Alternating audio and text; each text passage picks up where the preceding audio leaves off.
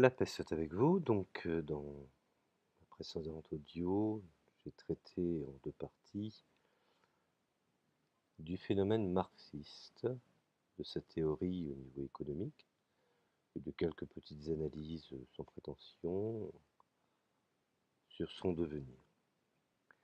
Je ne peux parler du marxisme sans traiter, bien entendu, également du capitalisme qui aujourd'hui a triomphé, n'ayons pas peur de le dire. Et donc, pour parler du capitalisme, il faut bien entendu que j'explique un petit peu d'où vient cette conception, puisqu'elle s'articule sur deux éléments, hein. Donc, premièrement, le capitalisme en tant que tel, qui est la propriété privée des moyens de production, je dirais à titre préhistorique, et la deuxième articulation que constitue le libéralisme.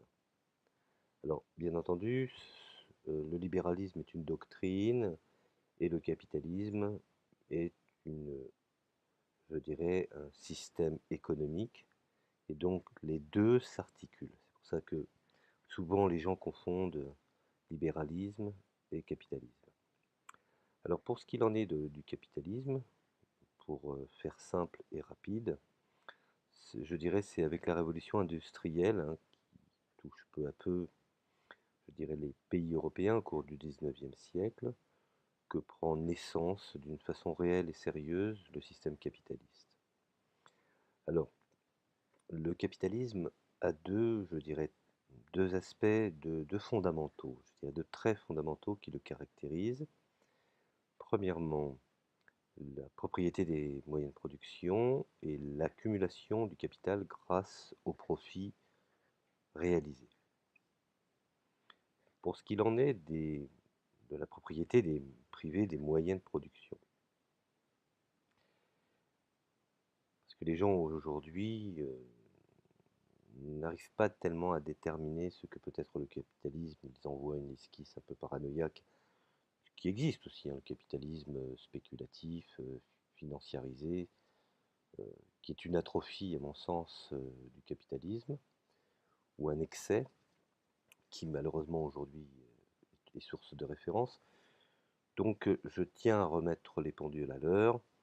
Donc pour ce qu'il en est du système capitaliste, hein, on parle bien de la liberté de propriété individuelle, qui je dirais est le grand principe du capitalisme.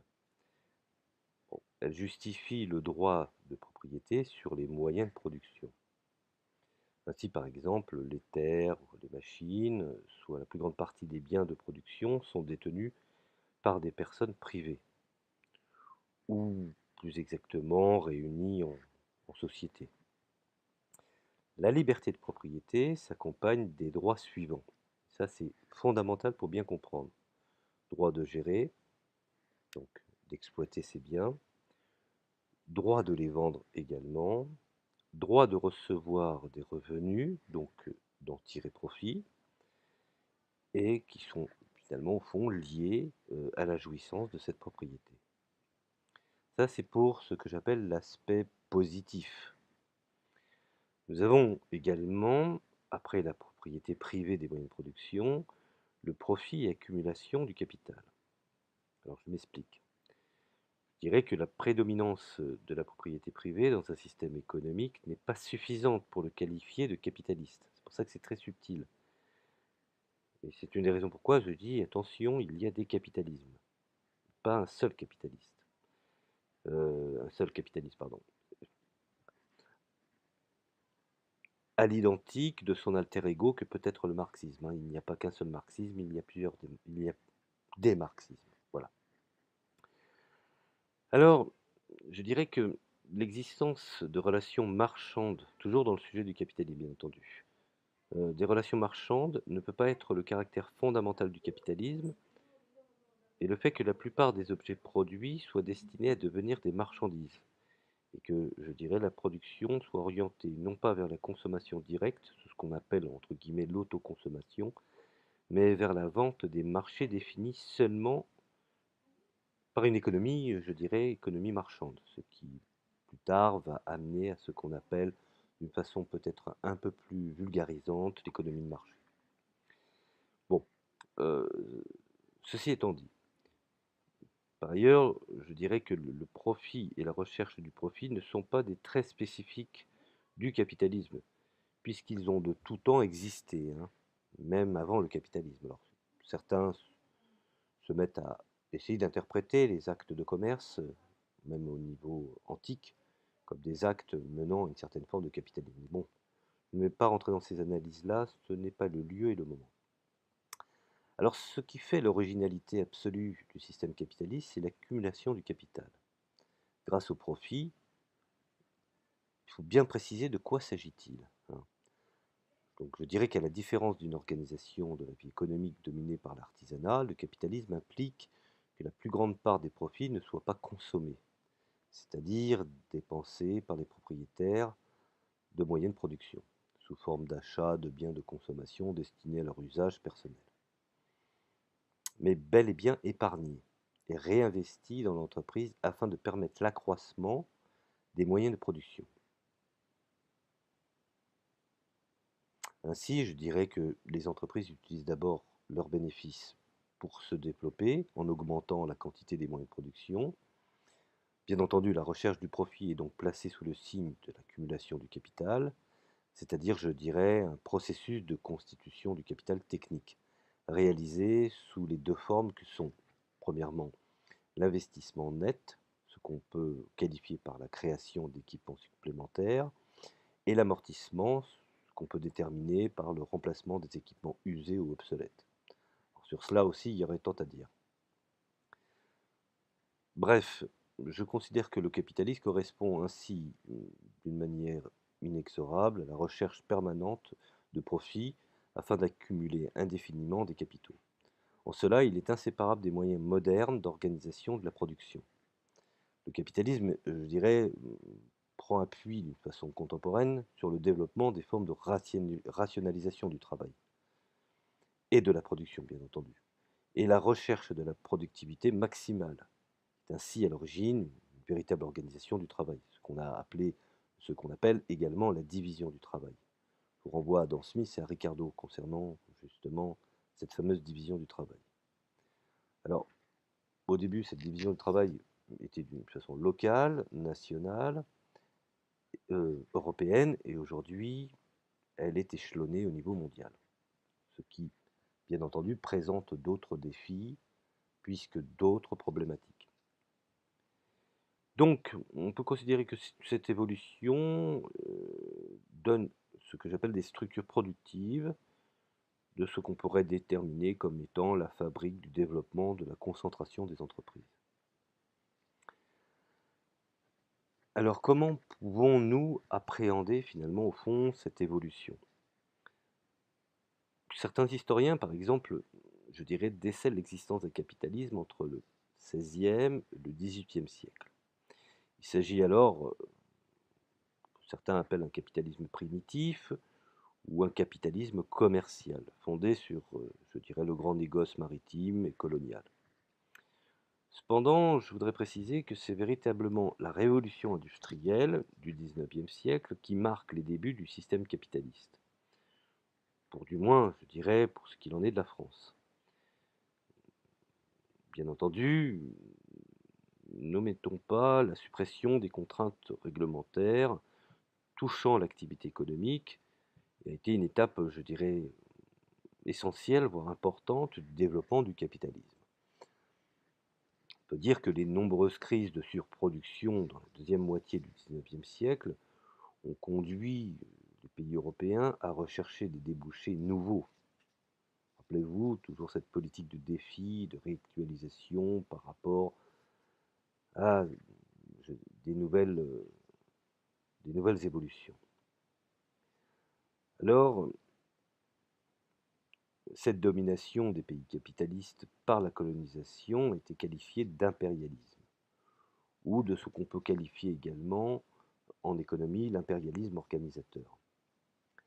Donc, cette qualification est aussi un dénominateur commun pour les marxistes, plus particulièrement Lénine, qui a apporté au marxisme ce qu'on appelle sa colonne vertébrale étatique. Je vous invite à lire L'état de la révolution de Lénine, qui vous donnera un petit peu un aperçu sur ce qu'on peut qualifier de l'étatisation marxiste dans une nouvelle organisation, puisque même Lénine lui-même disait le stade suprême du capitalisme, c'est l'impérialisme. Bon, ceci étant, je ne vais pas m'éterniser, je ne vais pas faire une analyse sur les œuvres de Lénine, ce n'est pas le moment.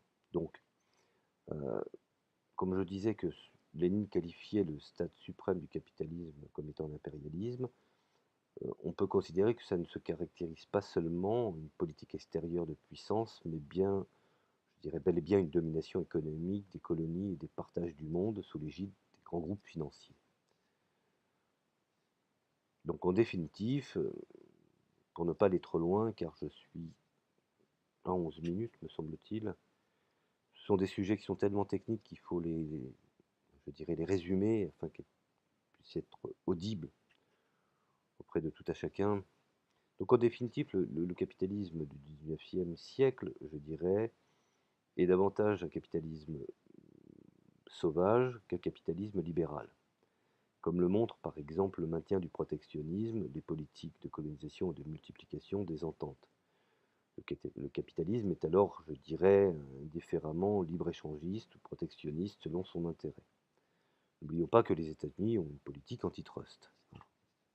Donc, vous voyez qu'il y a différentes formes de capitalisme. Alors, capitalisme et libéralisme ne coïncident pas toujours, c'est ce que je voulais préciser là-dessus. Le développement du capitalisme interventionniste en est au XXe siècle, je dirais, une illustration probante. Ce qui est le cas, par exemple, maintenant j'en ai fini avec une petite explication succincte du capitalisme, je voudrais traiter d'une façon rapide également le libéralisme qui est une autre doctrine. Alors bien entendu, elle s'articule aujourd'hui avec le capitalisme, mais on peut être capitaliste et non libéral, et on peut être libéral et non capitaliste. La nuance est là. Donc, comme je le précisais, le libéralisme est une doctrine qui affirme, je dirais, le caractère fondamental de la liberté individuelle. Or, je vais vous donner un exemple, certains anarchistes peuvent être des libéraux, car ils auront effectivement, je dirais, les mêmes ressemblances que certains capitalistes, comme par exemple la détestation de l'État, la liberté absolue, mais ce n'est pas pour autant qu'ils seront d'accord avec les lois du marché. Bon, ça c'est pour la petite histoire. Maintenant, le libéralisme, dans ce qu'on appelle son aspect fondamental, est avant tout, et ça faut bien le comprendre, la liberté individuelle dans les domaines économiques et politiques. Elle repose, je dirais, sur la volonté de limiter, voire de faire disparaître l'action de l'État. Ce qui est assez, je dirais, similaire à la pensée anarchiste. C'est pour ça qu'aujourd'hui, nous avons des anarcho-libéraux ou nous avons des anarcho-capitalistes. Vous voyez que les choses sont amplement plus complexes. Alors pour parler des différents libéralismes, comment pouvons-nous qualifier ces principes ou déjà présenter, je dirais, son origine? On peut considérer que selon tous les historiens et les spécialistes, le libéralisme serait né aux alentours du XVIIIe siècle en réaction à l'absolutisme, je dirais, royal de l'époque. Donc il s'aventure et s'érige en principe fondamental de la liberté individuelle, c'est-à-dire l'autonomie et la libre initiative des individus dans l'organisation de leur existence. Ce qui peut être aussi une certaine forme d'autogestion. Vous voyez, on peut arriver facilement à la pensée anarchiste. Maintenant, dans cette libre initiative des individus, aussi bien dans leur organisation que dans leur vie, libres et responsables, ceux-ci doivent décider d'eux-mêmes de leurs actions. Ça, c'est un aspect fondamental. Alors, ce principe en implique aussi, je dirais, d'une façon automatique un autre, qui est la limitation du pouvoir politique, quel qu'il soit. On distingue alors deux grandes traditions libérales pour garantir, je dirais, cette limitation, voire même cette disparité à long terme. Pour la première, je dirais, seule la règle peut limiter le pouvoir. Donc on définit au départ des domaines où l'État ne doit pas intervenir. Nous avons l'exemple de Montesquieu, euh, qui définit justement est inséparable de la seconde, puisque je dirais, selon lui, la tradition pour laquelle seul le pouvoir arrête le pouvoir, il est donc nécessaire dans ce cas de diviser le pouvoir et de le répartir afin que plusieurs pouvoirs législatifs, ou exécutifs, judiciaires par exemple, s'opposant entre eux, aucun ne puisse dominer absolument, ou de prendre, je dirais, l'ascendance sur l'autre. L'affirmation de la liberté des individus et la nécessité de limiter le pouvoir étatique, laissant cependant sans réponse des questions essentielles. Comment éviter que la liberté permette aux plus forts de dominer, ce que certains pourront appeler ce qui est liberticide? Ou effectivement, comment harmoniser les différentes actions des individus et éloigner le spectre d'une loi jungle, alors que chacun est libre d'agir à sa guise? Comment déterminer que ce ne soit pas la raison du plus fort et finalement, au fond, trahir par-delà l'idée en revenant à des structures plus primitives? Alors, il faut bien aussi également faire le distinguo entre le libéralisme économique et le libéralisme politique, qui apportent, je dirais, leur lot de réponses différentes à ces questions.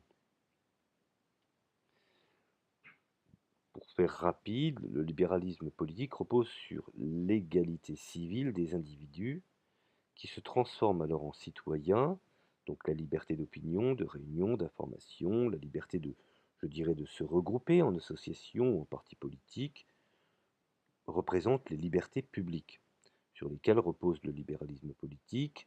Le cœur du libéralisme politique reste toutefois le libre choix des gouvernants.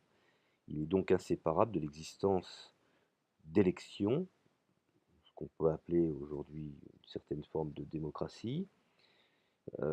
Les lois, bien entendu, réglant la vie sociale, sont donc le résultat de la volonté des citoyens.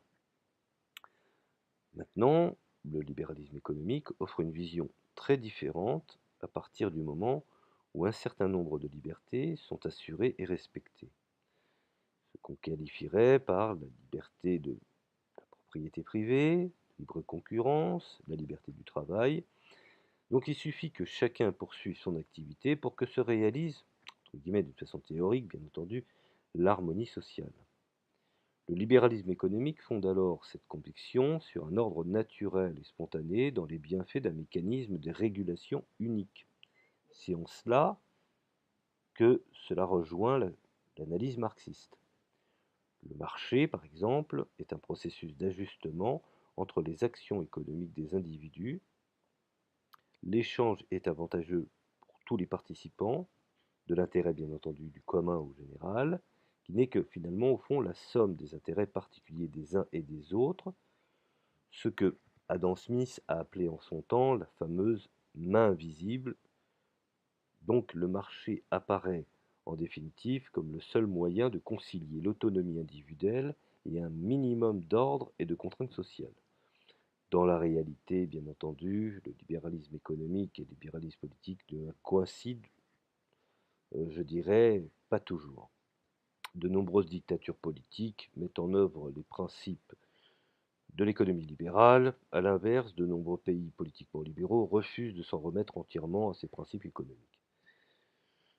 Donc, quelques noms importants à retenir concernant les pères fondateurs, je dirais, du libéralisme. Donc, nous avons bien entendu Adam Smith, Thomas Malthus, David Ricardo, Jean-Baptiste Say et John Stuart Mill, qui sont aussi importants car ils sont considérés comme des théoriciens du libéralisme économique que je vous invite à lire. C'est très important, très instructif en plus. Donc, conformément, je dirais, à la double tradition libérale, les économistes se réclamant du libéralisme économique ne sont pas d'accord entre eux sur la façon de limiter l'action politique et de l'État. Pour certains, l'État ne doit pas intervenir dans la vie économique car il perturberait, je dirais, les mécanismes, voire les rouages du marché, et détruirait par voie de conséquence l'allocation optimale des ressources qu'il assure. D'autres, au contraire, pensent qu'il n'est pas possible d'émettre une telle interdiction générale car l'État est obligé d'intervenir, hein, situation bien entendu où le marché serait défaillant ou incontrôlable, voire même impuissant pour les biens collectifs et les effets externes par exemple. Alors dès lors, il est préférable de se limiter son action en favorisant, je dirais, l'émergence d'un contre-pouvoir efficace, groupe de pression, syndicats, mouvements, consommateurs, enfin, la liste serait longue et fastidieuse. Voilà, donc j'ai un peu planté le décor entre des analyses marxistes et puis le capitalisme et le libéralisme. Dans d'autres chroniques, j'interviendrai pour faire des analyses assez rapides sur Lénine, ce qui vous permettra d'avoir une vue d'ensemble et ensuite faire bien entendu vos propres recherches. Je vous remercie de m'avoir écouté. Je vous dis à la prochaine chronique.